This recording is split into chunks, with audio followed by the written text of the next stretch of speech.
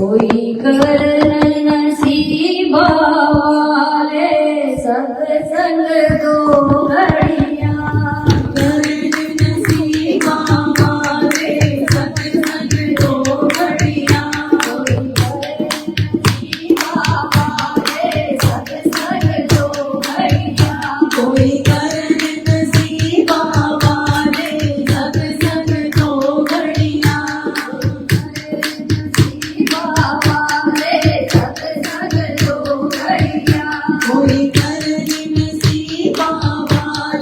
सत्संग दो घड़ियां,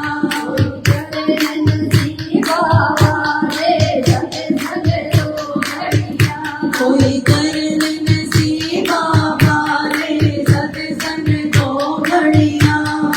झूमते हुए आनंद लेते हुए लाइनें गाएंगे। सत्संग में वही आता है जिसे परमात्मा लेके आता है, जिस पर प्रभु की असीम कृपा होती है वही सत्संग में आता है। दो पैर सभी मनुष्य को ईश्वर देता है, वो पैर कार्य तभी करते हैं जब मेरा मालिक चाहता है। इन पैरों को सत्संग की ओर, मंदिर की ओर, गुरुदर की ओर, गुरुद्वारे की ओर लेके चलेंगे तो अपने पुण्य को बढ़ाते चलेंगे और आगे का रास्ता बनाते चलेंगे। जो इन दो पैरों को क्लबों की ओर, पब की ओर, बुरी संगत की ओर ले जाते हैं, वो जीते जी तो नरक झेलते हैं, लेकिन जाने के बाद घोर नरक की तैयारियां करके जाते हैं। कोई करे नसीबा वाले दो घड़ियां, कोई करे नसीबा वाले सत्संग दो घड़ियां, कोई करे नसीबा वाले सत्संग दो घड़ियां, कोई करे नसीबा वाले सत्संग दो घड़ियां। जो यहाँ सत्संग में आया है वो नसीबा वाला है, और जो नहीं आया वो बेनसीब है। जिसे कल्याणी दरबार की पहचान नहीं हो रही वो बदनसीब है, जो यहाँ तक आने के लिए 1000 बार सोच रहा है। जो आया है सत्संग में नहीं रुकेगा, चढ़ती कला में जाएगा, बढ़ती कला में जाएगा, आएगा वही जिसे मेरी मार्च आएगी, जिस पर मेरे गुरु की असीम कृपा होगी, वही इस चौखट तक आएगा, वरना सोचता रह जाएगा। मार्ग नहीं दूंगी, सागर से तरने का रास्ता नहीं दूंगी, वही आएगा जिसे मेरी मार्च आएगी। गुरु के प्रति, प्रभु के प्रति अपनी प्यास को इतना बढ़ा दो जैसे जल में मछली तड़पे, ऐसे तड़पो ईश्वर के लिए, मुंह के लिए मत तड़पो। बच्चे घर है, जो बच्चे घर है उनको मालिक देख रहा है, आप नहीं देख रहे। आपके देखते हुए भी घर में 1000 बार, करोड़ बार दुख आते हैं, तब क्यों नहीं बचा पाते अपने बच्चों को, अपने घर वालों को उन पीड़ाओं से? तो यहाँ आने का कैसा बहाना? बहाने छोड़ दीजिए, अच्छे की तरफ चलना सीख लीजिए। आज भी नहीं सीखेंगे तो कल नहीं आएगा हाथ, हाथ चलते रह जाएंगे। कोई करे नसीबा वाले, कोई करे नसीबा वाले सत्संग दो घड़ियां, कोई करे नसीबा वाले सत्संग दो घड़ियां, कोई करे नसीबा वाले सत्संग दो घड़ियां। पुरुष अभिमान का प्रतीक है। सत्संग में पुरुष आने के लिए 1000 बार सोचता है कि ये औरतों का काम है। घर में सबकी दिनचर्या को चलाती है औरत। नारी नारी वो शक्ति है जो संसार को चला रही है। नारी बिना वो घर नहीं। नारी ही औलाद को जन्म देती है, नारी ही औलाद को पालती है, नारी ही औलाद को कर्म सिखाती है, नारी ही औलाद को दुख से लड़ना और सुख में आनंद लेना सिखाती है। नारी कभी कमजोर नहीं होती। वो पुरुष गलत है जो सोचते हैं नारी घर की औरत है जिसका काम सिर्फ काम है। नारी ही धर्म सिखाती है, नारी ही कर्म सिखाती है। पुरुष अभिमान का प्रतीक है, अंधकार में है कि मैं पुरुष हूँ, मैं कमा सकता हूँ। अगर पुरुष कमाना जानता है तो उसे संभालना नारी ही जानती है। जिस घर में नारी नहीं होती वहां 3 टाइम की रोटी खाना भी दुश्मन हो जाता है। सत्संग जहां सत्य का संग मिलता है। आप ये मत सोचिए कि हम नहीं जा रहे, हम नहीं आ सकते, हम आ रहे हैं। आप आए हैं तो आपको मां लेके आई है।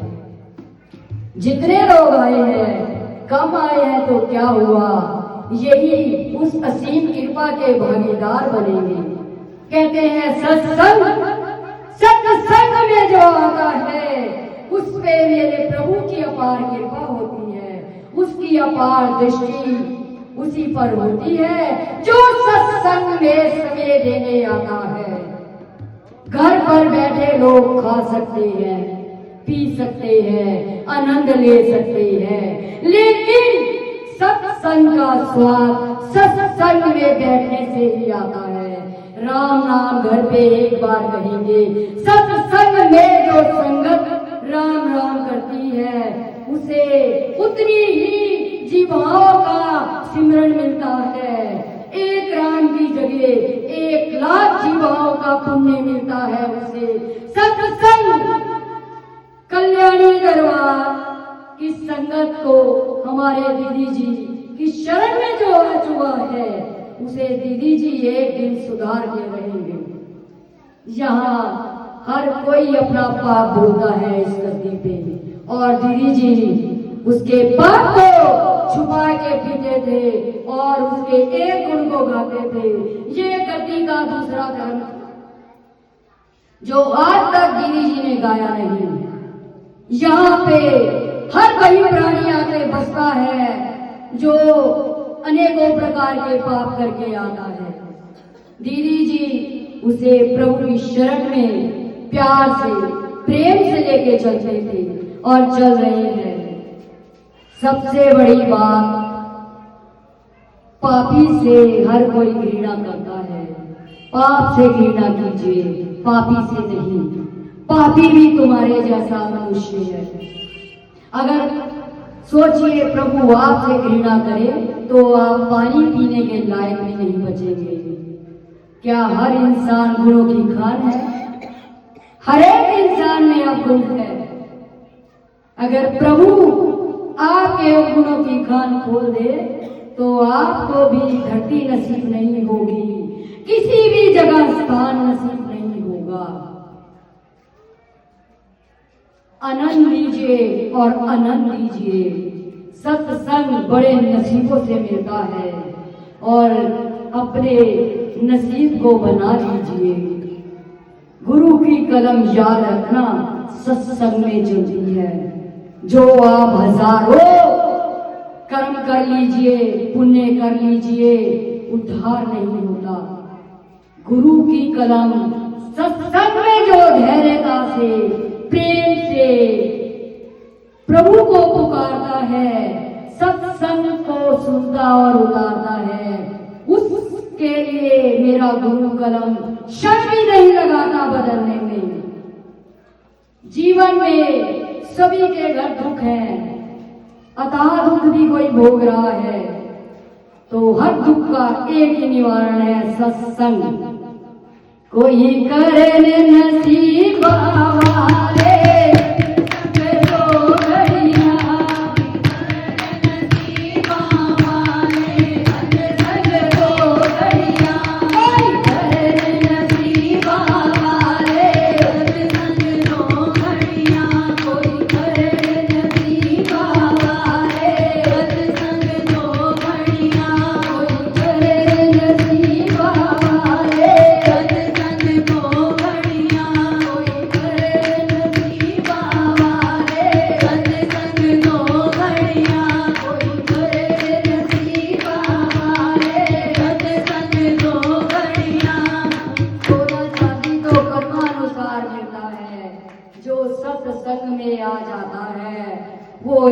दांत घर में ले जाता है कि घर में क्या, इस जन्म में क्या, जन्म जन्मांतरों की खुशहाली लिखवा के ले जाता है। कहते हैं ना, पड़ोस के घर में, रिश्तेदार के घर में अपार सुख, मेरे घर दुख क्यों। कर्मानुसार सदगति होती है, कर्मानुसार दुख सुख होता है। भगवान कभी भेदभाव नहीं रखते कि किसी को दुख किसी को सुख।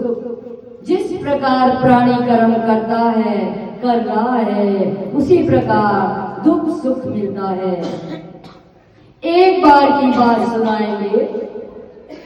शिव जी और पार्वती जी बैठे थे, आपस में बातचीत कर रहे थे।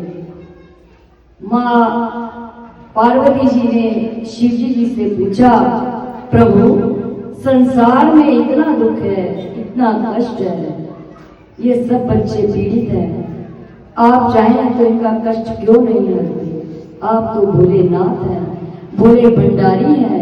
हे प्रभु, माँ हमारे लिए बार बार आग्रह कर रही है प्रभु से, हे प्रभु आप इन सब की पीड़ाएं क्यों नहीं हरते, ये कितने दुख में त्राही त्राही हो रहे हैं। हे दीनानाथ, आप भोले हैं, आपकी कृपा तो अपरंपार है, इन पे कृपा कीजिए।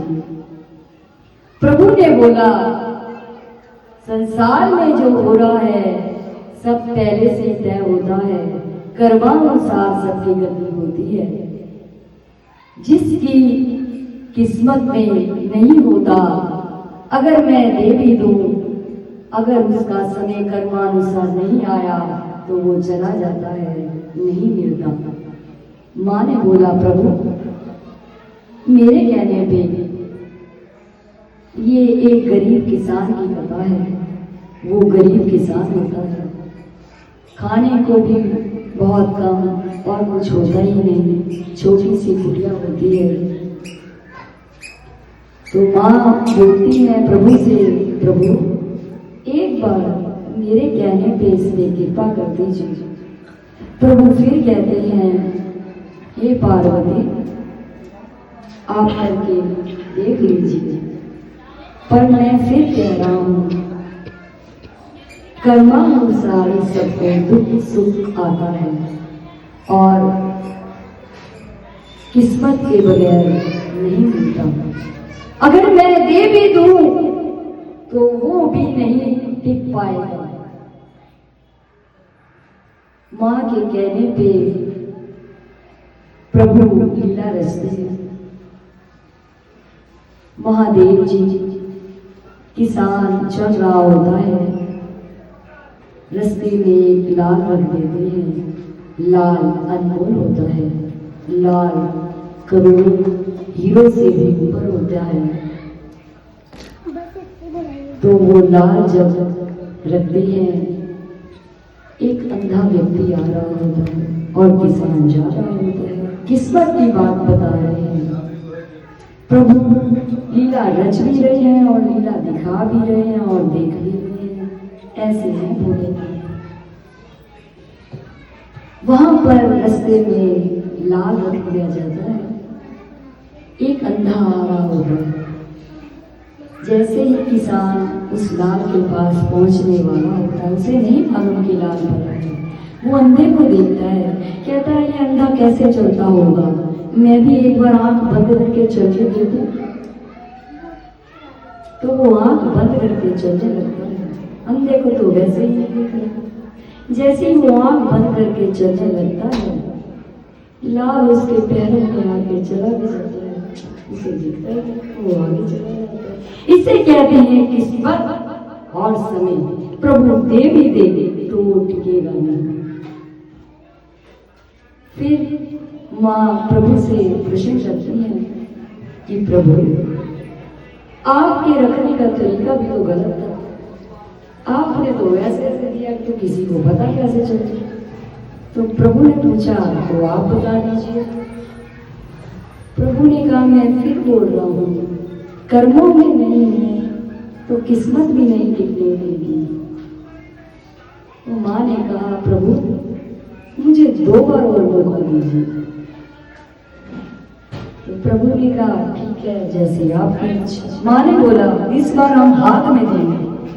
प्रभु ने कहा जैसे आपकी इच्छा। माँ एक सेठ का रूप बनाती है और किसान चल रहा होता है, परेशान होता है अपनी परिस्थिति पे कि ठीक ही नहीं होती, दुखी होता है।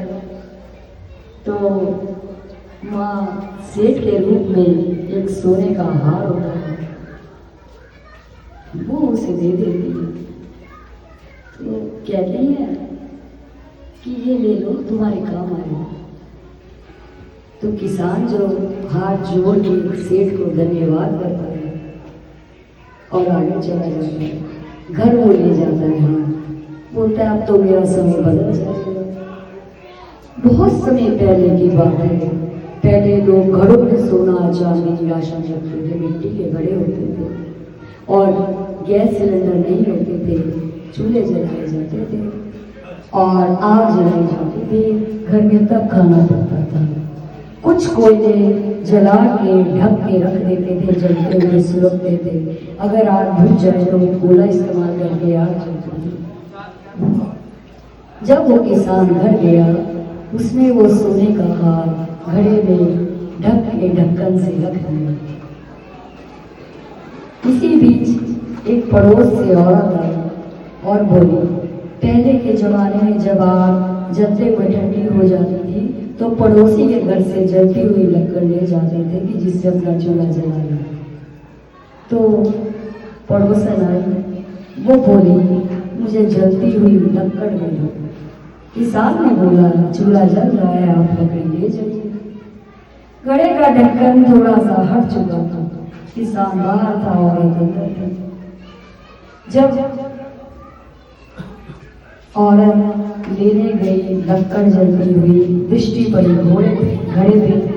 जब घड़े के भीतर देखा तो सोने का हार चमक रहा। उस औरत ने चोरी कर लिया और ले गई। किसान को पता चला तो वो लड़ने गया कि ये हार मेरा, पर वो औरत बहुत चालाक थी, पैरों पे पानी नहीं आने दिया और हार नहीं दिया। वो फिर परेशान, एक चीज आई थी सेठ ने दी, वो भी चली गई। फिर समय व्यतीत होता है, माँ फिर प्रभु से पूछती है, प्रभु एक बार और मुझे समय दीजिए। प्रभु कहते हैं वही आपसे पहले भी बोला था कि जब समय खराब होता है किस्मत भी साथ नहीं, कर्मानुसार है, जिसने जो कर्म किया फिर भोगना ही पड़ता है। माँ ने बोला प्रभु एक बार समय दे दीजिए। प्रभु ने कहा ठीक है। माँ ने एक साहूकार का रूप बनाया। किसान जा रहा था रास्ते में, माँ ने उसे हीरो से जड़ी अंगूठी दी साहूकार के रूप में कि आप ये रख लो, आपके बहुत काम है। उसने साहूकार का धन्यवाद किया और चलते चलते बड़ी प्यास लगने लगी। प्यास लगने लगी, बोला जेब में अंगूठी रख ली कि हार खो दिया, अब इसे नहीं खोलूंगा, इससे तो मेरा वक्त बदल जाएगा, अब बड़े ध्यान रखूंगा। ध्यान से चलने लगा। बहुत तेज प्यास लगी। पास में एक नदी थी, नदी में जाके पानी पीने लगा। जैसे पानी पीने लगा, जेब से अंगूठी गिर के नदी में चली गई। फिर परेशान रोने लगा कि एक समय मिला था वो भी चला गया। फिर परेशान हो गए, वापिस घर चला गए। एक अंगूठी हीरे की मिली। अगर माँ ने सोचा ये बेचेगा तो इससे भी इसका बहुत सारा गरीबी कट जाएगी, समय फिर परिवर्तित हो जाएगा। फिर माँ ने प्रभु से कहा, प्रभु जो आप कह रहे हैं वो बिल्कुल सत्य है, मैंने बहुत कोशिश की। तो प्रभु ने कहा एक मार्ग और है, आप कहो तो मैं बताऊं। माँ ने बोला आप बताओ। प्रभु ने बोला जब ऐसा समय आता है संत सत्संग के लिए बुलाते हैं, बार बार आग्रह करते हैं, संत सबको जगाते हैं, पर कोई जागना ही नहीं चाहता, सब सोना चाहते हैं। सुख तो हर व्यक्ति चाहता है पर सत्संग में नहीं आना चाहता। प्रभु ने कहा अगर ये सत्संग सुने तो इसका समय जो जन्मों में नहीं परिवर्तित हुआ क्षणों में हो जाए। तो माँ ने ऐसी कृपा की कि उस गांव में एक संत आया। 8 दिन के लिए समागम हुआ। 8 दिन सत्संग देने लगे। दुनिया दूर दूर से आने लगी पर वही नहीं गया। फिर माँ ने प्रेरणा दी। उसने बोला देखा कि कौन से संत आए हैं, प्रश्न करेंगे, अपना समय रहते। जाने लगा। पहले लोग गांव के बाहर, शहर के बाहर, आज भी गलियों के बाहर कुछ लोग बैठते हैं, ताश वाश खेलते हैं, इधर की चुगली निंदा बातचीत ऐसे मिलता है माहौल। वहाँ वो माहौल मिला तो वहीं बैठ गया। कह रहे सत्संग में क्या रखा है, छोड़ो। फिर थोड़े दिन बीते तो अभी 8 दिन समागम चल रहा था। माँ फिर निराश हुई उसे देख के। फिर माँ ने फिर उसे प्रेरणा उजागर करी।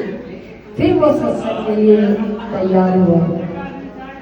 जब जाने लगा कर सब लोग प्रश्न उत्तर पूछते हैं, क्यों ना मैं भी जाऊँ और प्रश्न उत्तर ही पूछाऊँ कि मेरी गरीबी कब कटेगी, मेरा दुख कब कटेगा, सब सुखी मैं ही दुखी क्यों। वो सत्संग में चला जाता है।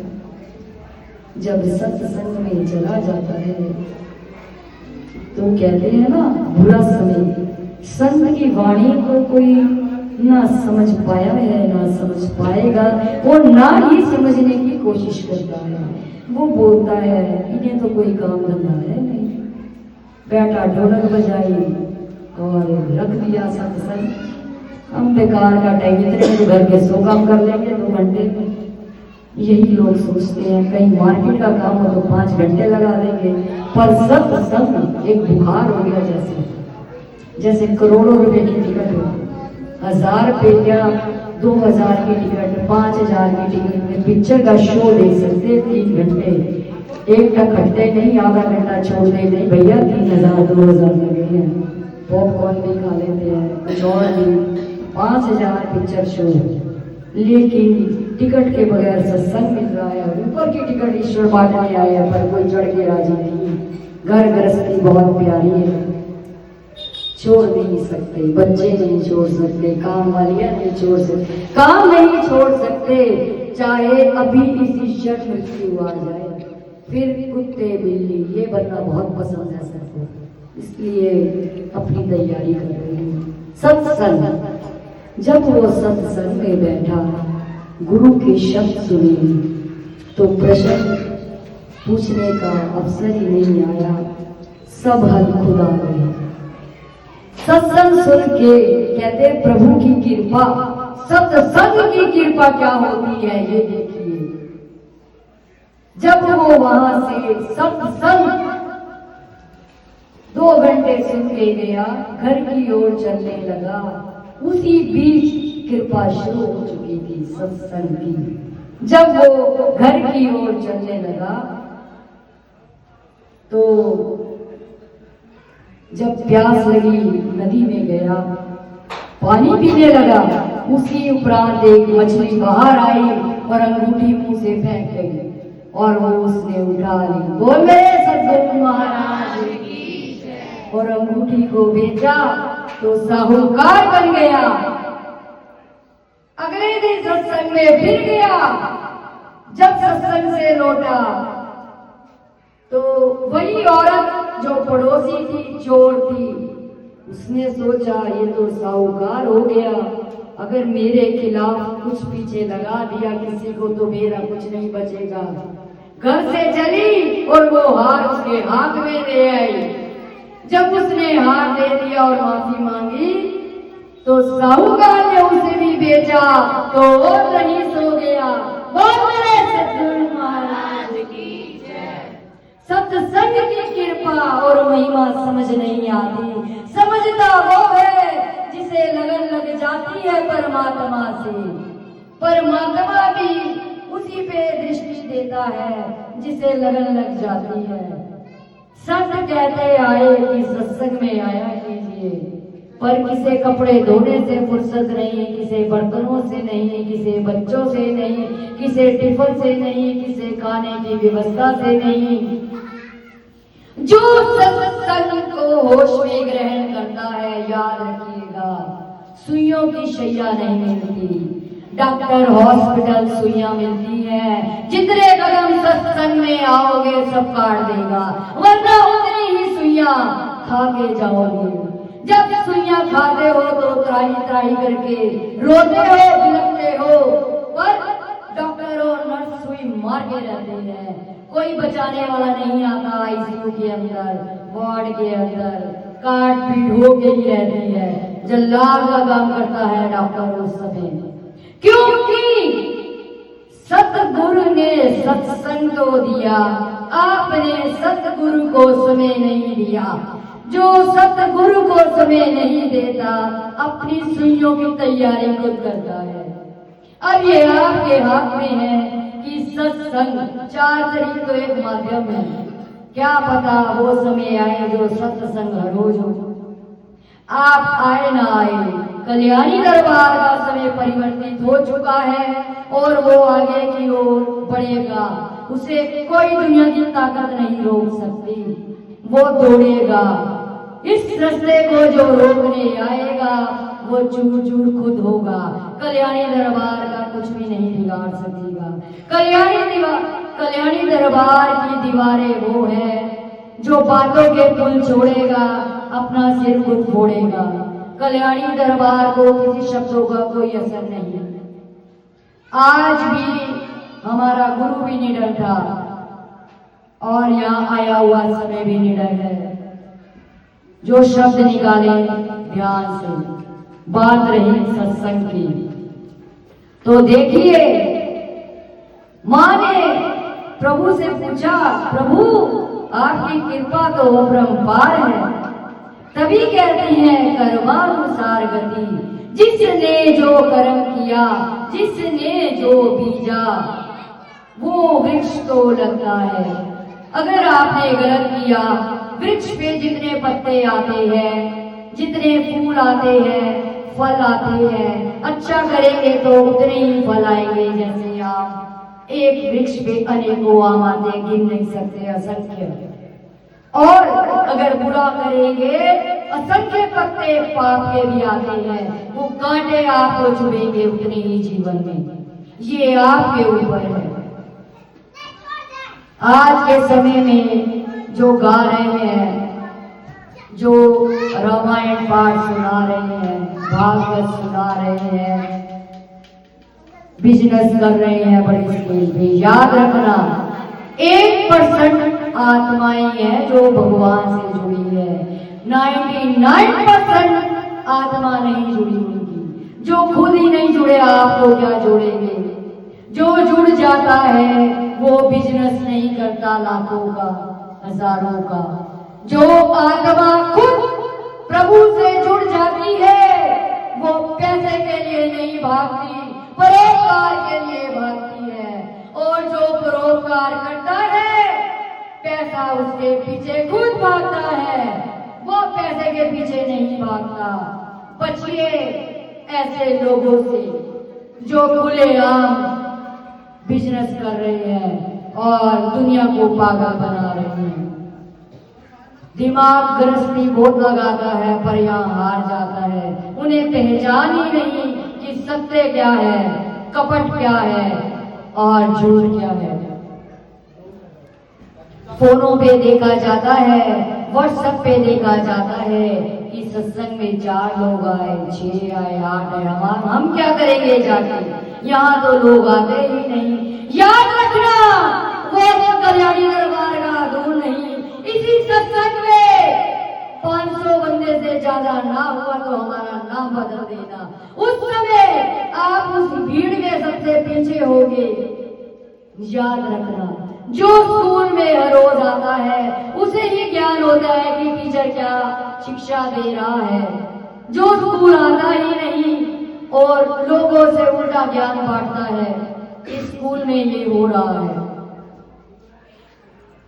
कल्याणी दरबार अपने आप में सक्षम है।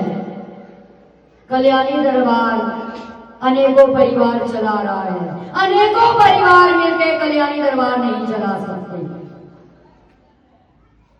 ये सत्संग मेरे गुरु की कृपा से चलना शुरू हुआ है और बढ़ेगा। आप कोई भी नहीं आएंगे तो भी ये सत्संग होगा। एक तू होवे एक मैं होवा, चाहे कोई दूसरा होए ना होए, ये सत्संग दे होएगा। मन थोड़ा विचलित होता है, दुखी होता है। अगर एक दिन काम, नौकरी, दुकान, बिजनेस छोड़ के देखिए, दावा है जो लाखों सदियों में नहीं कमा सकते, एक दिन के बाद कमाए तुम्हारा नाम पर भेजेगा। बहुत सतगुरु महाराज की जय। जो काम छोड़ के आता है प्रभु उस काम का रिजल्ट अच्छा देता है, क्योंकि उस समय वो स्वयं आपके काम को देख रहा है।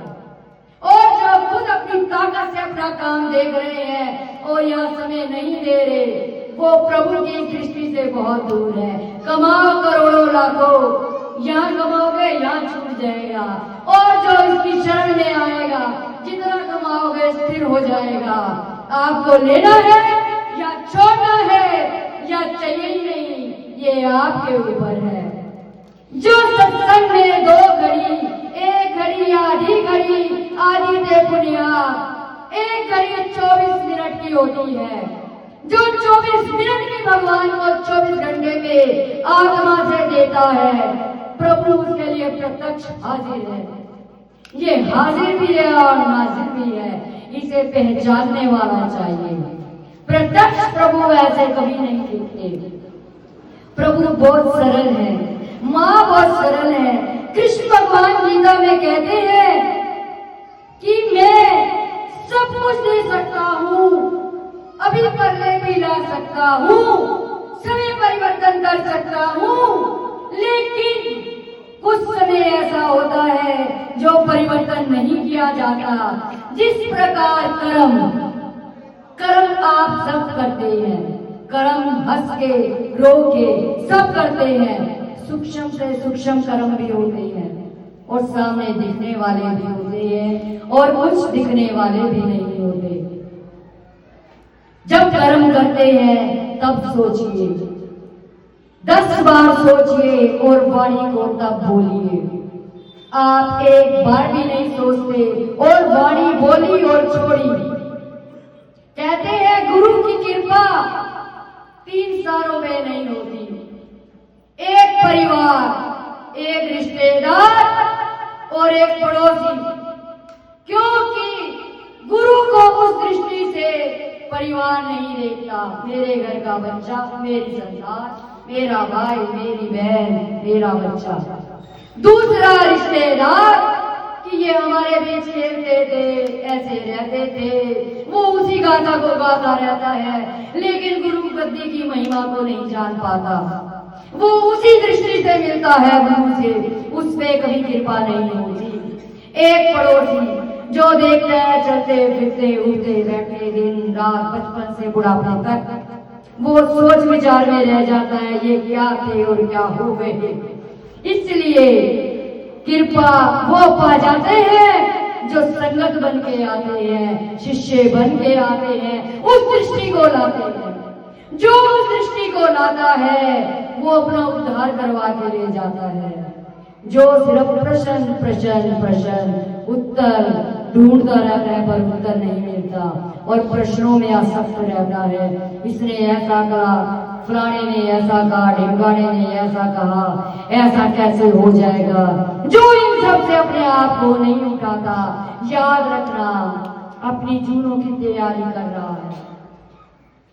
जो लोभ करता है पैसे का, माया का, हर चीजों का, सांप की जून में जाता है। सांप की जून 1000 साल सांप बनता है। लोभ का प्रतीक है सांप। आपको कैसे बचना है? जिस प्रकार स्कूल में टीचर सिखाता है, बच्चों को अच्छी शिक्षा देता है, आप बच्चों के लिए चयन करते हैं कि कौन सा स्कूल अच्छा है। कि बच्चा अच्छा लायक बने, बड़े होके कुछ बन सके। ये ना कहे कि माँ बाप ने मेरे लिए मेहनत नहीं करी, अच्छा नहीं पढ़ाया, अच्छे संस्कार नहीं दिए। उसी प्रकार गुरु दर का भी चयन सोच के कीजिए कि वहां वास्तविकता है भी या नहीं। भेड़ चाल को देखते हुए गुरु कभी मत बनाइएगा। जहाँ करोड़ों की, लाखों की, हजारों की भीड़ें होती हैं, वहां सच्चाई बहुत कम होती है। सबसे बड़ी निशानी बता रहे हैं। गुरु नाम जहाँ बोल के खुलेआम दिया जाता है, वहां सच्चाई नहीं होती। गुरु दीक्षा हमेशा गुप्त रूप से दी जाती है, किसी दूसरे को भी नहीं बताई जाती। वहां सोचना सच्चाई है।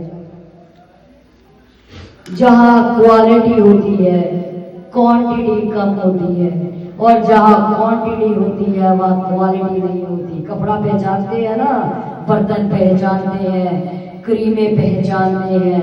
ध्यान रखना, क्रीम अगर बहुत महंगी हो तो चलती भी तो 6 महीने है। क्रीम सस्ती हो तो चलती भी 15 दिन, 10 बार खरीद। इसी प्रकार क्वालिटी पहचानी कि सत्य कहाँ है, कहाँ सत्य और कहाँ सच्चाई है जो आपको पार उतार सके। जो खुद नहीं करे आपको भी बीच रास्ते छोड़ देंगे, फिर से जूने काटोगे। क्या प्रभु कृपा कम करते हैं? क्या प्रभु जैसा दयालु संसार में कौन? कोई नहीं। प्रभु तो बहुत दयालु है।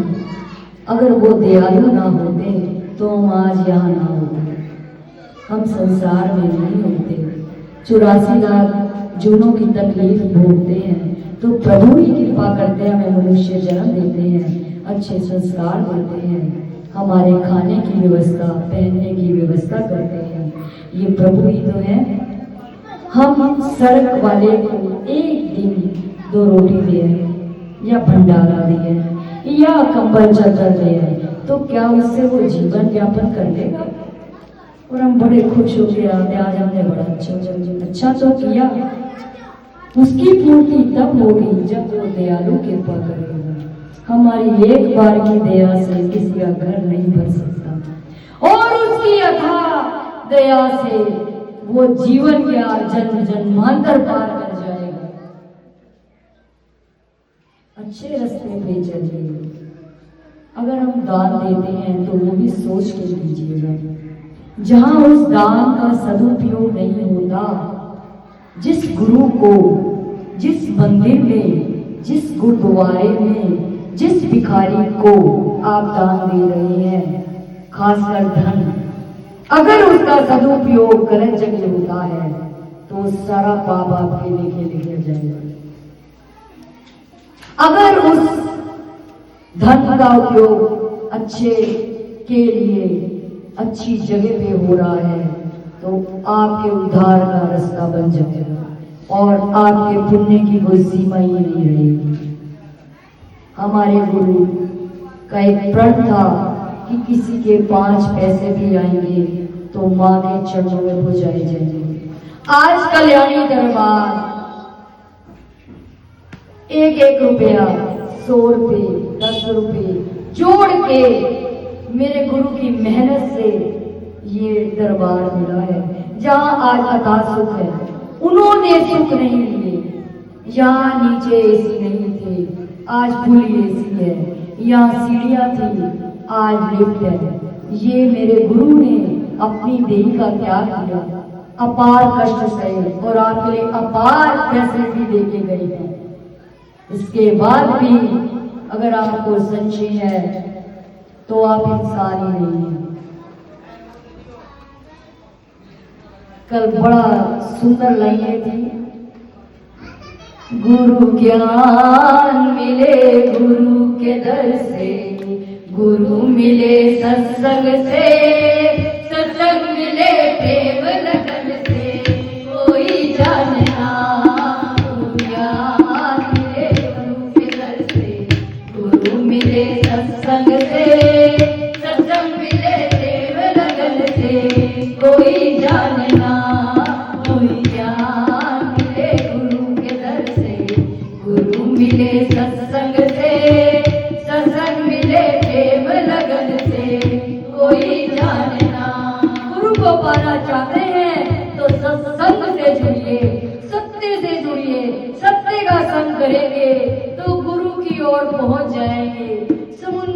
बैठे हैं और किनारे पे हैं, समुंदर के भीतर चलना है तो एक सच्चे संत के पीछे चलिए, पकड़ लीजिए उनका हाथ।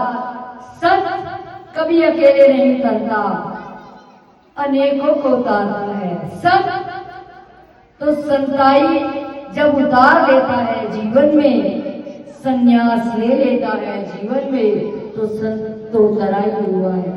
संत तारने के लिए प्रभु संत रूप में आए हैं।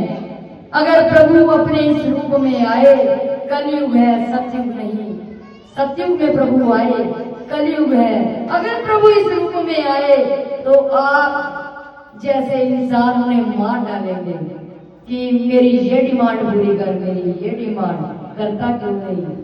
शुक्र है मेरे प्रभु का जो उसने हम ही से अपने को छुपाया और छुपा के भीतर है। अगर वो भीतर ना हो तो हम चल नहीं सकते, बोल नहीं सकते, खा नहीं सकते। जिस समय मेरे प्रभु भीतर से चले जाते हैं उस समय हमें ये दुनिया मृत्यु के रूप में घोषित कर देती है। कैसे खून दौड़ रहा है, रंग लाल है, सफेद है, काला है, सांवला है, गेहुआ है, और कैसे रंग पीला पड़ जाता है, चाहे काला हो चाहे सफेद हो, सब पीले, प्राण जाते ही पीले हो जाते हैं। कैसे मेरे प्रभु की लीला है। और लकड़ी की भांति ये देवी जलती है। जितना बच्चा जन्म लेके 2.5 किलो 3 किलो का होता है, उतनी ही राख अगर आप एकत्रित करेंगे तो हो जाती है। ये मेरे प्रभु की लीला है। राख में परिवर्तित हो जाता है। कहाँ से बनी राख? तंदूर जलता है, लक्कड़ जलती है तो सुनते हैं राख बनी। कैसे जब जीव जलता है तो राख बन जाती है मेरे प्रभु की लीला। काल रात्रि के रूप में, माँ ज्वाला रूप में, अग्नि रूप में उस शब्द को बनाती है। तभी तो शिव शक्ति एक है। शिव शक्ति के बगैर शव है, और शिव और शक्ति ही इस संसार को चलाने वाले हैं। हम भगवान से मांगते हैं ये दे दे, वो दे दे, ये दे दे। सुख हर समय सुख, इससे ऊपर उठे। आप एक शक्ति अगर पाठ करें आ जाए तो पागल हो जाते हैं। शक्ति के पीछे बात करें, शक्ति के पीछे। अरे अगर शक्ति वाले को पा लेंगे तो शक्तियां तो उसके पीछे चल जाएंगे, तो आप उसे पाने की चेष्टा कीजिए। जिस दिन धारणा धार लेंगे कि प्रभु से मिलना है, प्रभु को पाना है, उसकी कृपा को पाना है, जब प्रभु से प्रभु को मांग लेंगे तो सर्वस्व सुख अपने आप आ जाएगा। जहां प्रभु खड़े हैं वहां ब्रह्मांड सुख है। यहाँ ब्रह्मांड है। ऊपर किसने देखा, नीचे किसने देखा? 3 लोक की स्वामिनी है। पाताल में भी दुनिया है, पृथ्वी लोक पे भी दुनिया है, ऊपर के लोक में भी दुनिया है। आप मनुष्य हैं पृथ्वी लोक पे, आप अन्न का भोजन करते हैं, और जो देवी देवता हैं, जो आप हवन करते हैं, हवन का जो धुआं होता है वो उनका भोजन है। याद रखिए, जब हवन करते हैं तो धैर्यता रखिए। प्रभु को बुलाते हैं तो सभी देवी देवता आते हैं, धुएं से घबराते हैं। जिसे घर बुलाओ उसे खाना तो खिलाओगे, अगर धुआं ज्यादा हो रहा है तो खुश होइए कि सभी ग्रहण कर रहे हैं, और उस समय दुनिया पागल हो जाती है। आए धुआं धुआं, शॉर्ट करो पंडित जी, शॉर्ट करो। घर में गेस्ट आते हैं, खाना बनाते हो, बिना खाए चले जाते हैं, इतना दुख लगता है। तो उन्हें वो ग्रहण करने दीजिए, वो उनका भोजन है। ऊपर जाके तो कुछ नहीं मिलेगा। समय में समय का ध्यान रखिए। बार बार कहेंगे, अगर आप दीदी के शिष्य बने उनकी संतान बने। शिष्य संतान ही होता है। कई लोगों का दिमाग काम ना करे, इसलिए शब्द सुलझाना भी जरूरी है। शिष्य संतान होता है। तो जिसने दीदी जी से नाम ले लिया है, उन्हें अपने जीवन का गुरु बना लिया है, तो दीदी जी भी ठान के रहते थे और रहते हैं कि उसे सुधार के रहेंगे, उसे प्रभु की तरफ ले जाके रहेंगे। दीदी जी का सबसे बड़ा कर्म था कि गलत को सही बनाना, उसे भगवान से जोड़ना। जो गुरु अपने से सबको जोड़ देता है वो गुरु ही नहीं। सबसे बड़ी पहचान बता रहे हैं, गुरु पहचानिए। जो सत्य को सत्य से जोड़ दे वही सत्य है। जो सत्य झूठ से जोड़ ले अपने आप से वो सत्य नहीं। जो सत्य धर्मार्थ की ओर परमार्थ की ओर ले जाए वही सत्य है। सबसे बड़ी ये शक्ति है।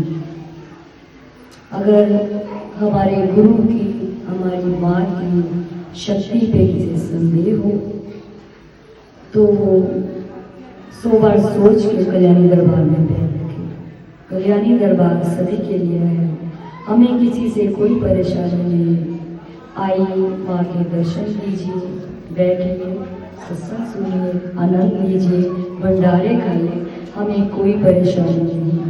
लेकिन गद्दी पे सवाल जवाब समझ के सत्य की ताकत कहने की रखते हैं तो सुनने की रख के जाइएगा।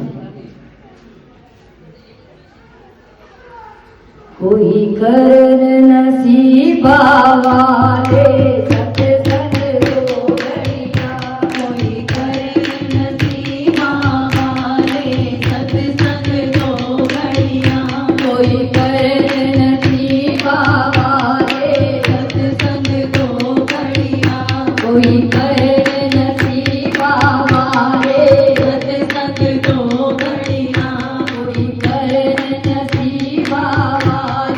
सत्संग को बढ़िया, कोई कर नसीबा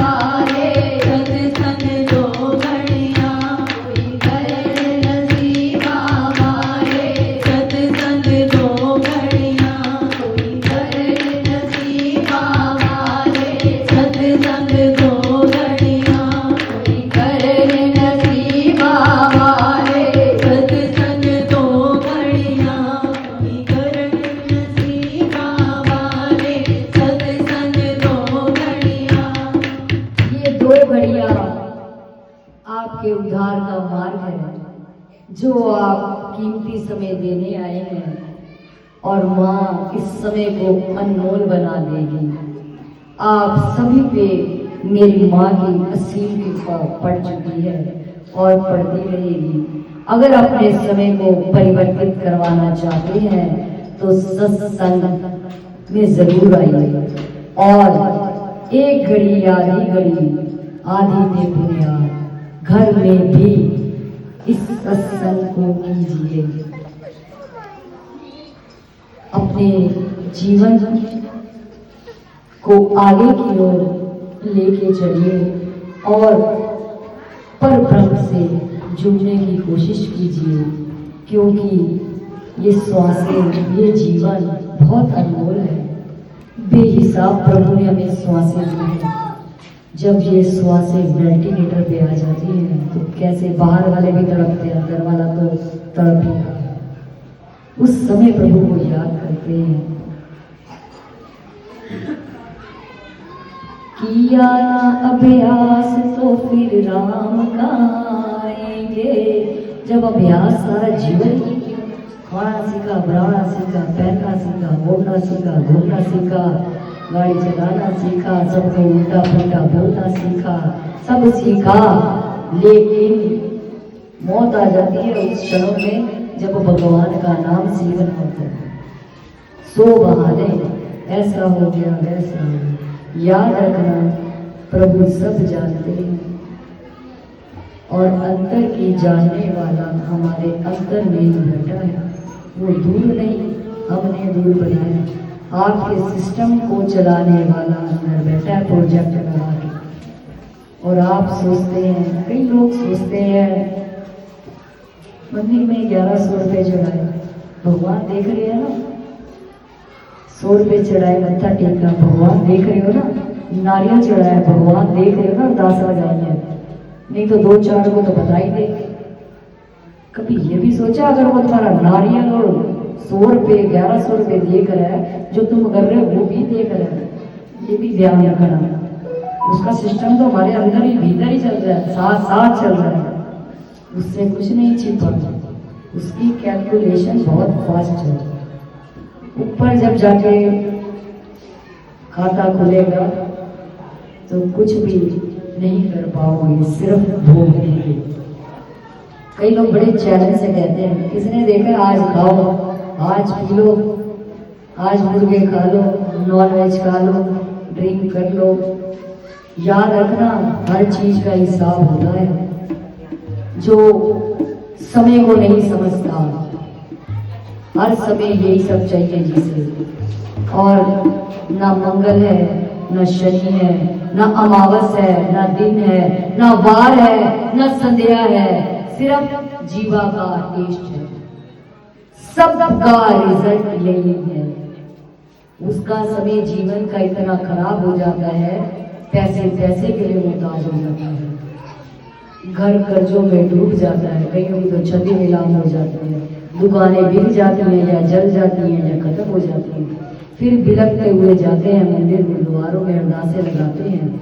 जितने वर्ष खाया किसी निर्दोष को, उतनी तुम्हारी भी कटाई होगी ही जाएगी। यहाँ से किसी की टांग कटेगी तो किसी का हाथ कटेगा, नहीं कटेगा तो सुए वो तुम्हें खाने पड़ेगी। जब एक जीव आत्मा निर्दोष आत्मा को क्षणिक स्वाद के लिए खाया जाता है तो उसका पाप और पुण्य आपको भोगना पड़ेगा।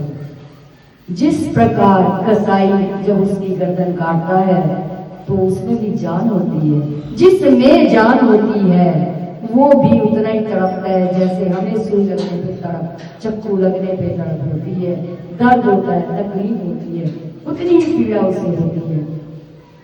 उस पीड़ा का खमियाजा आपको देना है और दे के ही जाओगे। जैसे वो कट के आता है ऐसे आप बिना कटे नहीं जा सकते। उस समय कोई अरदास काम नहीं आएगी। तभी भोले बाबा ने बोला ना, कर्म अनुसार पिछले में क्या करके आए और अब क्या कर रहे हो।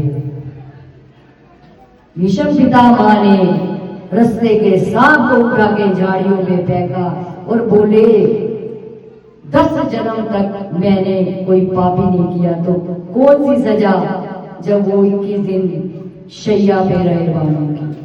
तो कृष्ण भगवान बोले जिस सांप को आपने झाड़ियों में फेंका था उसने उतने ही दिन वो कांटे खाए और तड़पा दर्द से भूखा प्यासा बिलख रहा था और बोल रहा था हाथ होके, हे प्रभु मैंने इसका क्या बिगाड़ा, इसे भी इतना दर्द देना, तो आप कैसे बच सकते हो। मत खाइए निर्दोषों को। पोषण आप शमशान बना रहे हैं अपने घर को। घर कौन सा, ये देही एक घर है, ये देही में तो प्रभु का वास है। मंदिर गुरुद्वारे भी जाने की जरूरत नहीं। जिस दिन ज्ञान हो जाएगा घर के भीतर बैठ के पाठ करेंगे और उसे पा सकेंगे। तो आप जब किसी मृत देही को खाते हैं तो वो शमशान बन जाती है, क्योंकि लाशें शमशान में जलाई जाती हैं, सड़कों पे।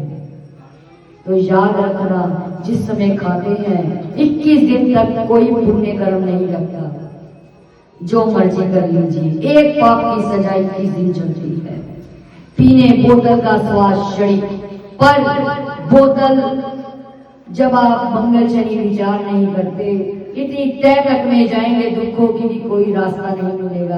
फिर तड़पते हैं, चौखट पे जाते हैं, गुरु के दर पे जाते हैं और गुरु से दे क्वेश्चन पे क्वेश्चन करते हैं।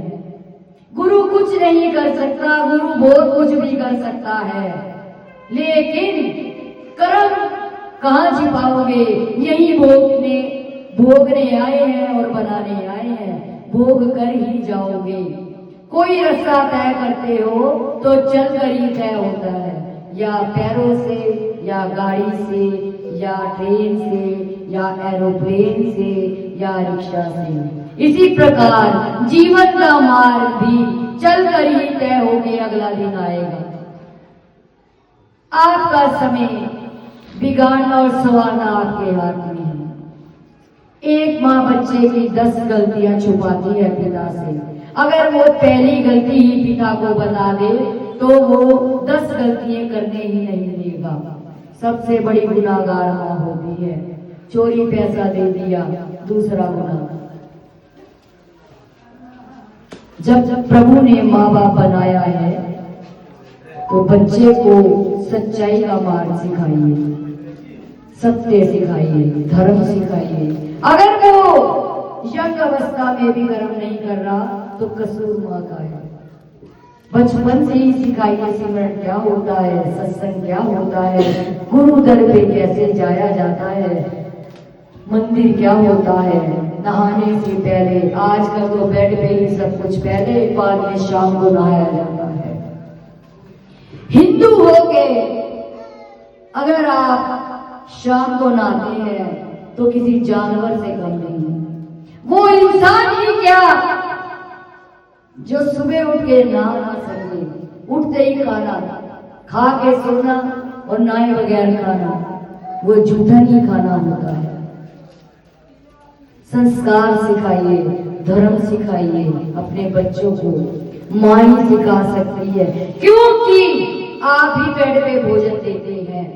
वो अब की आदत जाने तक नहीं संवरती, वही आदत बनती है। बच्चे को सिखाइए कि चाय तब देंगे पहले नहाओ, सर्दी है या गर्मी है, भोजन क्यों नहीं छोड़ते? ठंड है तो भोजन तो डबल करते हैं, फिर नहाना क्यों छोड़ते हैं? सनातनी है, धर्म सीखिए।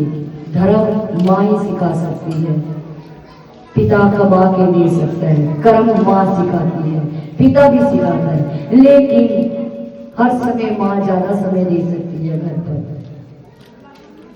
आज मारेंगे तो कल वो करेगा ही नहीं, और प्यार से बिस्तर पे देंगे, ले बेटा खा ले, तो बेटा बड़ा होके भी ऐसे ही खाएगा। बिना नहाए धोए भोजन, बिना नहाए धोए कोई कर्म नहीं। और उसके बाद कहते हैं दुख कहाँ से आया? दुख उड़ के नहीं आता, परमात्मा नहीं देता। आप खुद मोल खरीदते हैं, अपने कर्म बनाते हैं। जिस रसोई में भी कुकड़ पकते हैं वो भी अशुद्ध मानी जाती है, वो भी शमशान घाट से कम नहीं, क्योंकि शमशान घाट पे मुर्दे सड़ते हैं, कुकड़ भी नहीं सड़ता है, वो पकता है। तो जिस प्रकार का खाएंगे अन्न उस प्रकार का बनेगा मन। हड्डी टूट जाए, डॉक्टर कहते हैं सूप पी लो। इतने बड़े संत महात्मा आए, प्रभु आए, उन्होंने ये नहीं किया तो क्या वो बीमार रहे? या दुनिया में पले ही नहीं, या खाया ही नहीं? पौष्टिक आहार भी तो बना है। जो ये नहीं खाता तो क्या उसमें ताकत नहीं? ताकत आती है नाम सिमरन से। गारंटी देती हूँ, कितने भी बीमार पड़े हो, 3 से 6 ब्रह्म मुहूर्त में 3 घंटे बाद स्थिरता लेके करो। अगर आपकी बीमारी ना दूर हो जाए, 40 दिन करना, 1 दिन भी नागा मत करना। उसके बाद बताना बीमारी का असर कहाँ तक जा रहा है। बीमारी पावरफुल है या ब्रह्म मुहूर्त पावरफुल है? बीमार हो के होश गवा के पाठ करने बैठ जाओ, ना दूर हुए तो हमें पकड़ लेना, और 40 दिन करके दिखाओ। कोई ऐसी घातक बीमारी नहीं जो ब्रह्म मुहूर्त ना काट सके, कोई ऐसा दुख नहीं जो ब्रह्म मुहूर्त ना काट सके। ब्रह्म मुहूर्त में ताकत है, ब्रह्म मुहूर्त सिमरन में ताकत है। बार बार संत एक ही आवाज में बोलता है कि सत्संग, संत का संग, सत्संग, प्रभु का सिमरन कीजिए, ये सबसे बड़ी औषधि है। आज नहीं अपनाएंगे, जाने के समय अपनाएंगे तो असर नहीं आएगा। आयुर्वेद दवाई, होम्योपैथिक दवाई 3 महीने बाद इफेक्ट करना शुरू करती है, बॉडी में रंगनी शुरू होती है, उससे पहले असर नहीं करती है तो बहुत कम, जड़ से बीमारी ठीक करती है। तो ब्रह्म मुहूर्त करके देखिए, फिर हमें बताइए। इतना नहीं भोगेंगे, इतना बन जाएगा। जो संत कहते हैं उसे मान के तो देखिए, करके तो देखिए।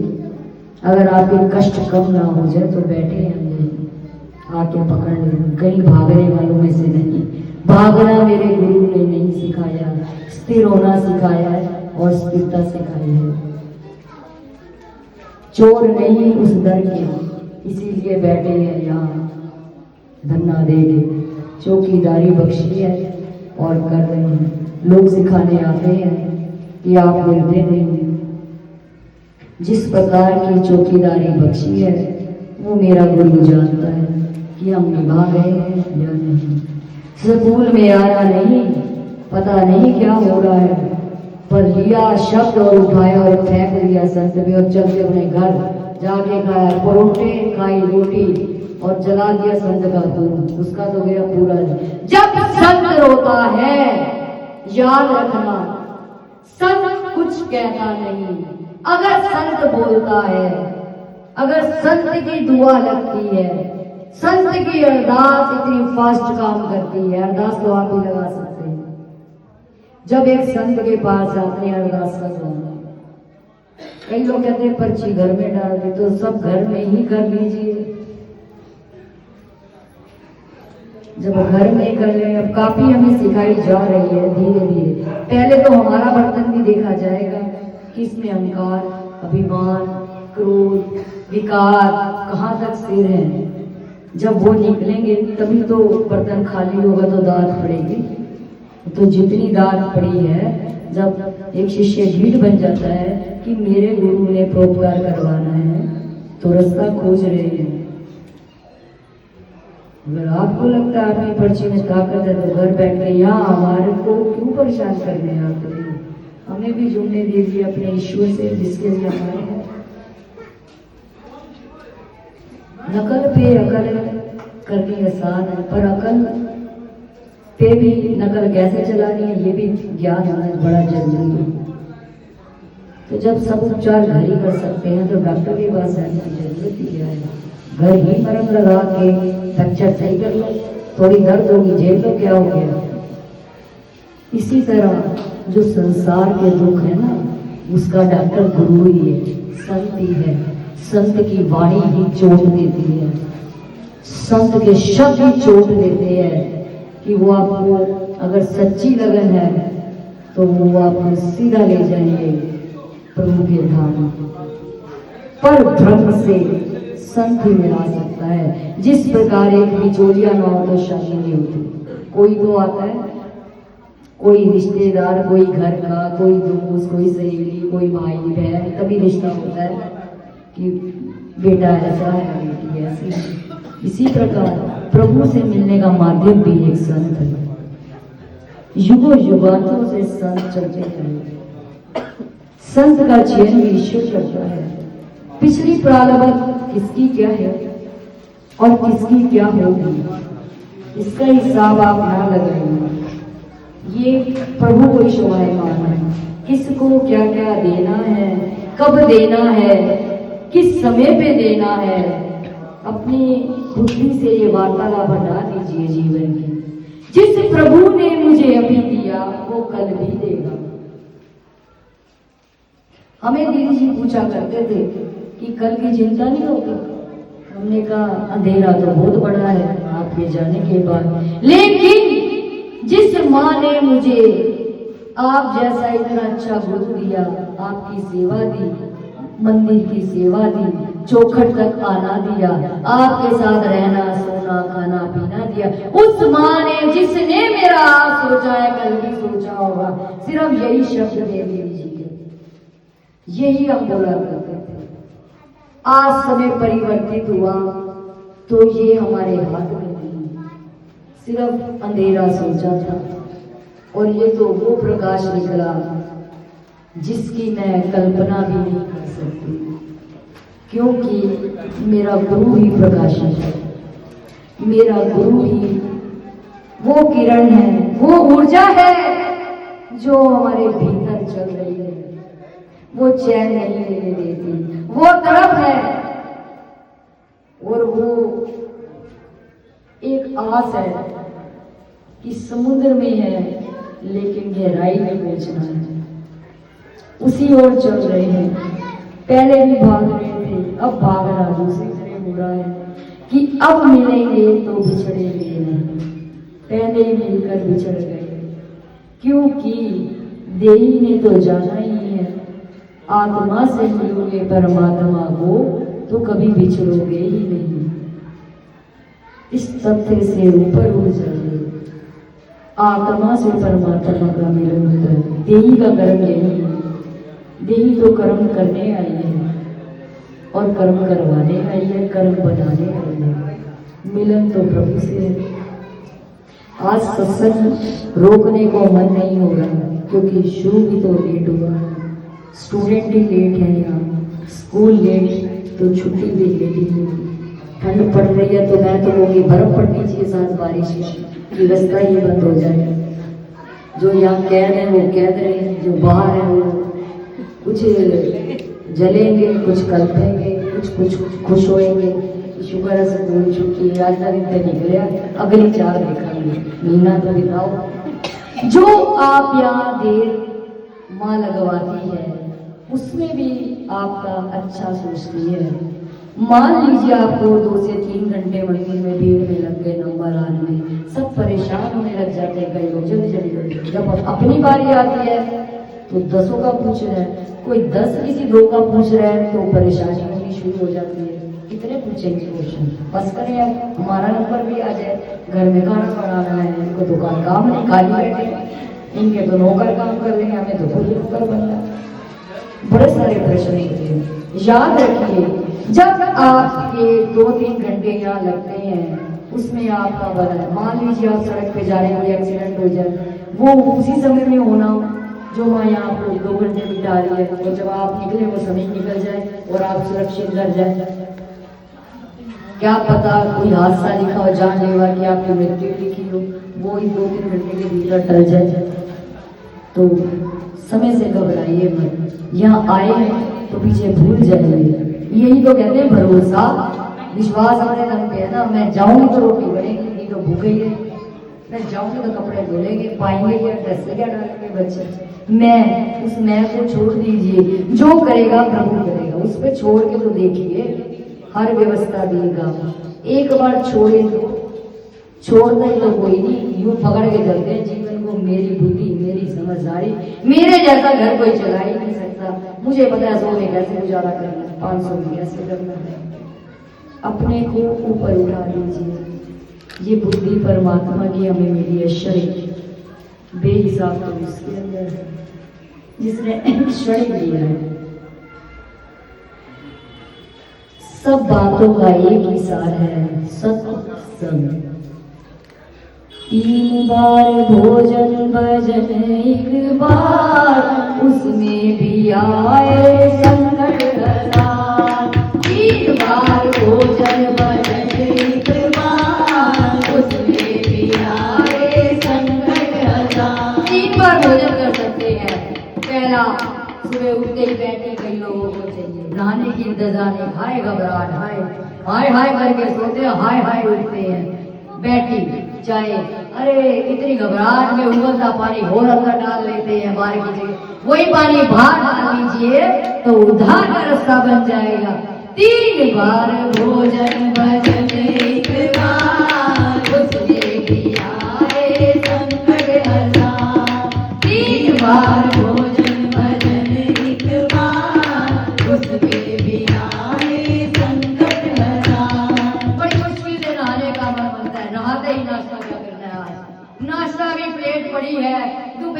क्या गाना है। दोपहर अभी भोजन करके हटे आए, चाय तो पीले 1 घंटे बाद पियेंगे, चाय का साथ क्या खाएंगे, कोई स्नैक्स अच्छे खाते हैं आज, चलो रसोई में चला जाए, ठंड बहुत है, पकौड़े ही बना लेते हैं, अरे नहीं तो समोसे खाते हैं घर।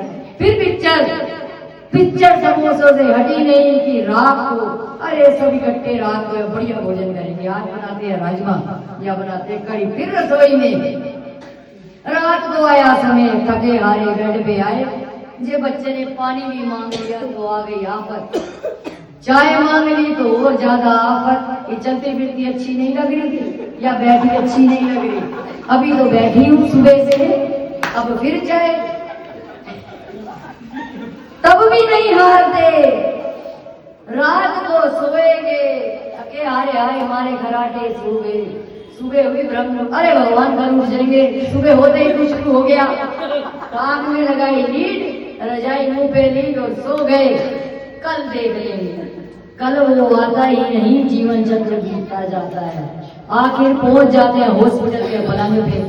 3 बजे जब लगते हैं सुए और डॉक्टर मुंह खोलता है और डालता है दवाई, अगर वो दवाई की जगह 3 बजे ब्रह्म मुहूर्त में मुंह में सिमरन डाला होता तो वो दवाई नहीं देता जहर, वो कहता है मेरा सिमरन नहीं किया तो ले खा बेटा जहर, वो तो आसानी से खाते मरता क्या ना करता।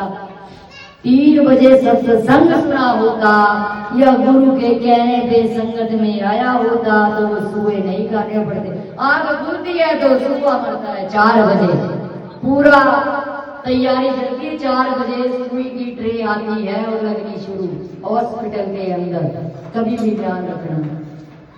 6 बजे जो नहाएगी बेटियां गरम उड़ेलते हैं, ऊपर डाली होती तो कल्याण हो जाता, पर जब वो ले ली तो 6 बजे शुरू हो जाते हैं वो चीर फाड़ को, ऑपरेशन की तैयारी करो जी, 7 बजे ले जा रहे हैं। डॉक्टर भी सुबह सुबह ऑपरेशन के लिए होशियार होता है, डॉक्टर तक जाने के लिए कितने चक्रव्यूह से निकलना पड़ता है, अब ऐसे अब ऐसे ऐसे, यही अगर 3 घंटे ब्रह्म मुहूर्त को दिए होते सारे चक्र कट जाते, पर वो आपको ज्ञान नहीं होता, कोई ज्ञान दे तो उतारना नहीं आता।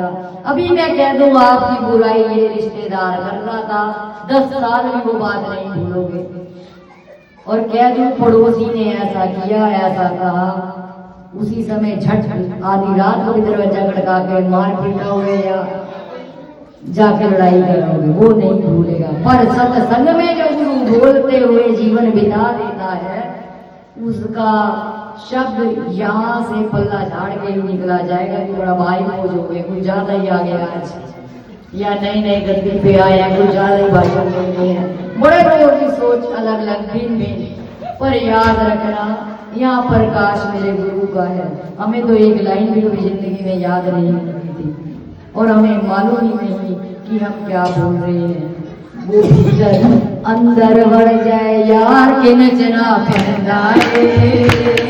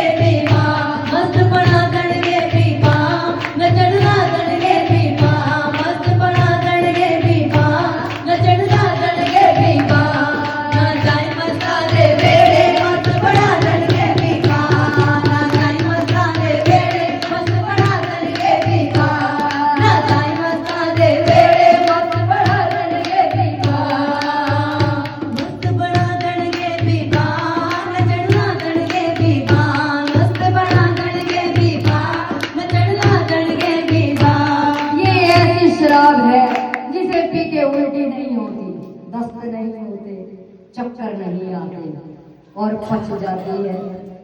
और जो आप नकली शराब पीते हैं, ज्यादा पी नहीं तो बहक जाते हैं, बड़बड़ाने लगते हैं उल्टा सीधा और उल्टियां आने लगती हैं, 4 बंदे उठा के घर लेके जाते हैं या डॉक्टर के पास छोड़ के आते हैं, हॉस्पिटल में एडमिट होना पड़ता है।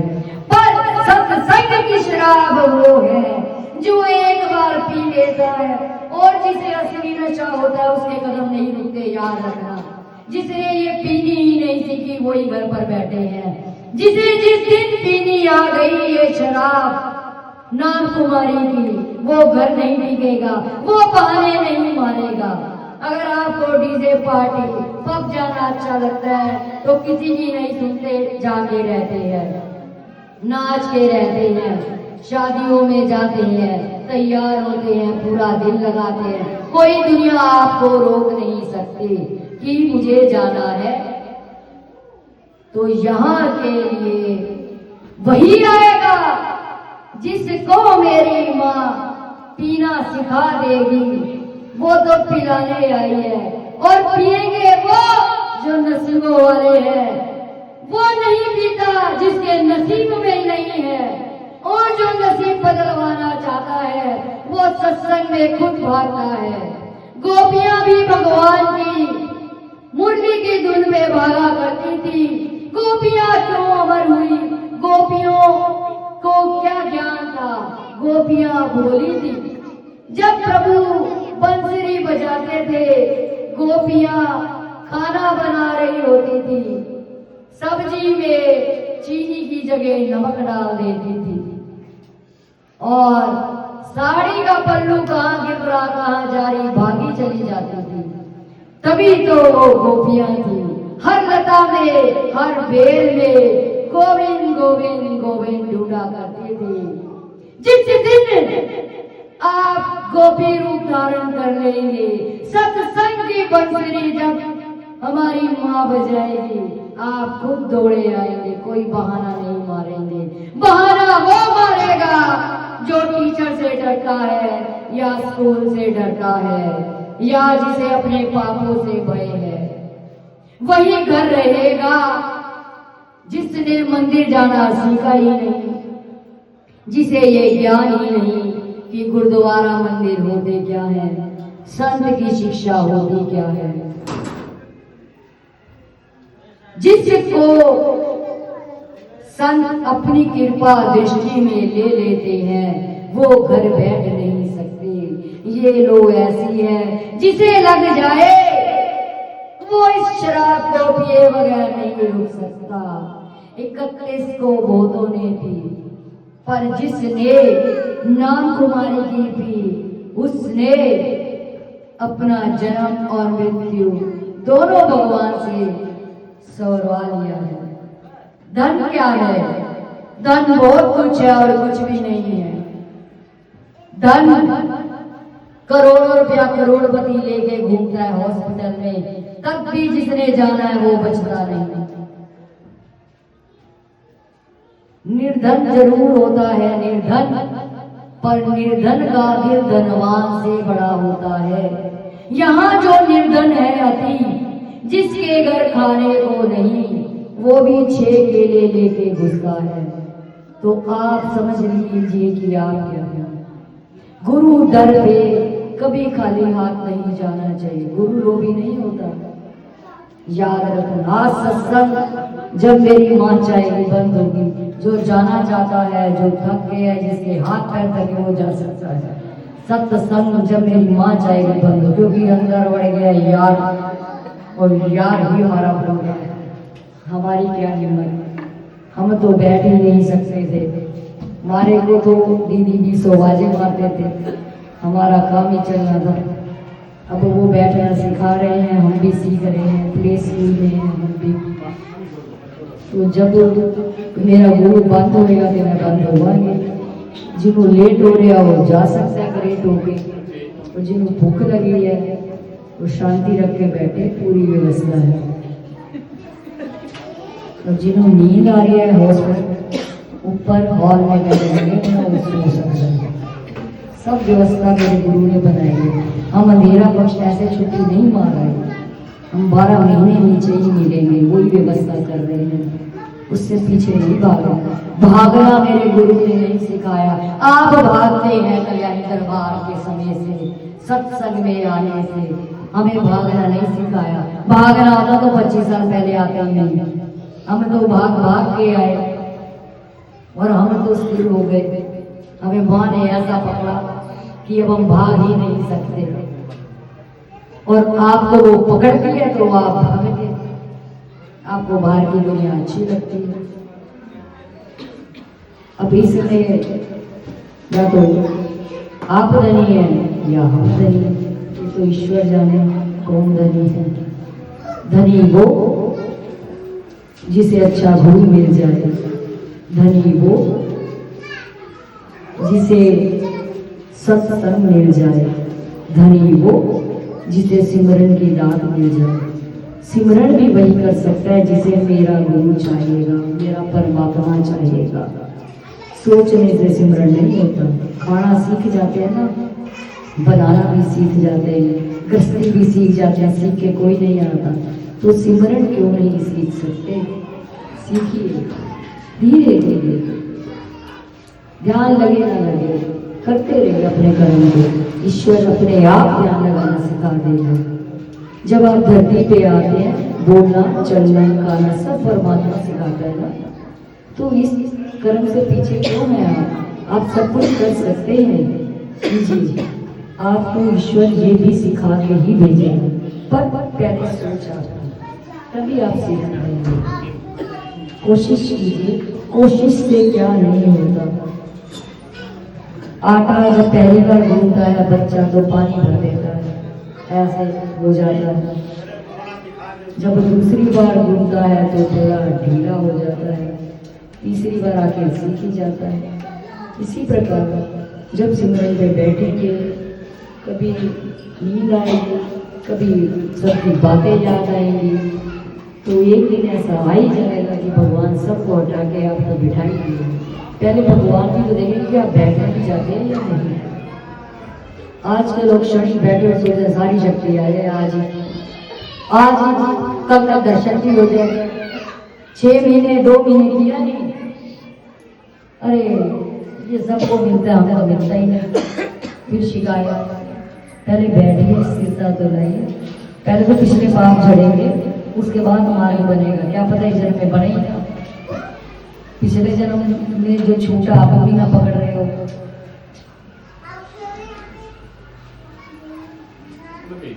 एक बार गुरु नानक देव जी जा रहे थे, तो एक सेठ था, उन्होंने बोला सचखंड चलना है। संत को तो कोई काम ही नहीं है, संत के पास हम जैसे सेठ जाएंगे तो संत का घर चलेगा ना, संत को कुछ दे के आएंगे तो वो चलेगा। गुरु नानक देव जी को मर्दाना बोले कि आप क्यों कह रहे हैं ऐसे इंसान को जो आपको समझ ही नहीं रहा। कुछ समय फिर व्यतीत हो गया, फिर बाबा जी ने फिर दोबारा पूछा चलना है सचखंड को। उस समय वो बूढ़ा हो चुका था, सारी रात खांसता था, बीमार था।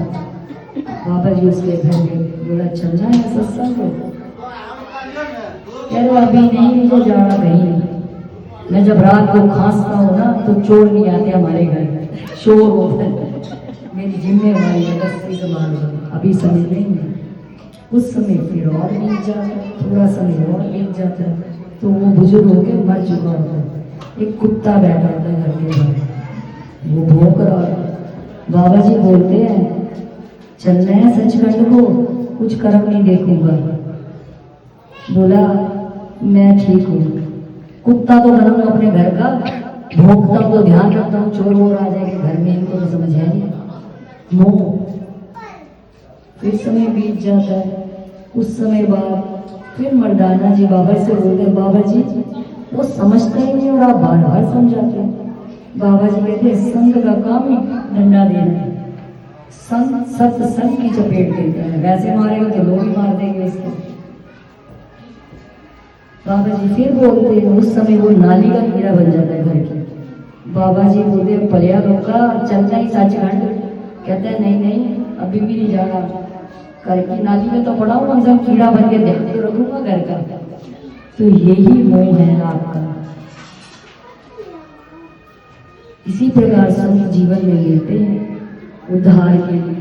वो बार बार कहते हैं सत्संग करो, सत्संग करो, सिमरन करो, पर कोई समझता नहीं। तो वही सब आपके साथ होगा जो उस मनुष्य के साथ होगा। इसका चयन आपके हाथ में। घर की नाली का कीड़ा बनना, कुत्ता बनना ही बनना, ऐ चयन उसी करके ही सोया करो रहता, नहीं तो मुँह छोड़ दो। और कुछ भी क्षण जो है, सोने से पहले, सुबह नहीं उठ सकते, सोने से पहले 12 बजे सोए, 1 बजे सोए, सोने से पहले जहाँ बैठे अपने बिस्तर पे आधा घंटा 10 मिनट सिमरन करके सोइए, ताकि नींद भी आए तो प्रभु ही याद आए, मृत्यु भी अकस्मात हो जाए तो प्रभु मुझे संभाल ले, मैं ना पुकारूं पर वो मेरी तरफ ध्यान रहे उनका कि ये इस समय सिमरन करता था।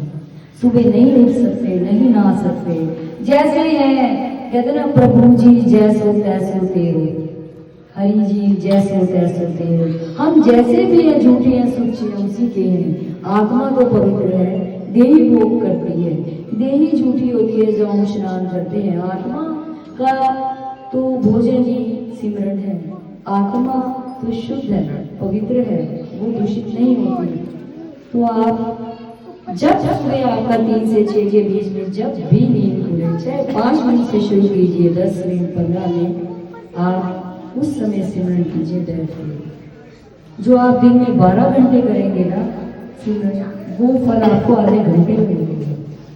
तो कैलकुलेशन घर के लिए लगाते हैं तो ये भी लगा के देखिए, 12 घंटे की बजाय आधा घंटा तो दे सकते हैं। तो आप कोशिश कीजिए, कोशिश करने से क्या नहीं होता। हम बार बार यही कहेंगे कि सिमरन कीजिए, सत्संग कीजिए, आगे का रास्ता भी बनिए। व्यवहार और कर्म ईश्वर ने दिया है, उसे भी करिए। उससे हम नहीं कहेंगे कि आप बच्चे रो रहे और आप पाठ कर रहे हैं, ऐसा भी नहीं पाप करना। समय का चयन आप करेंगे कि किस समय में क्या चीज करनी है। जब आप खाली बैठते हैं, भजन का कोई समय नहीं होता।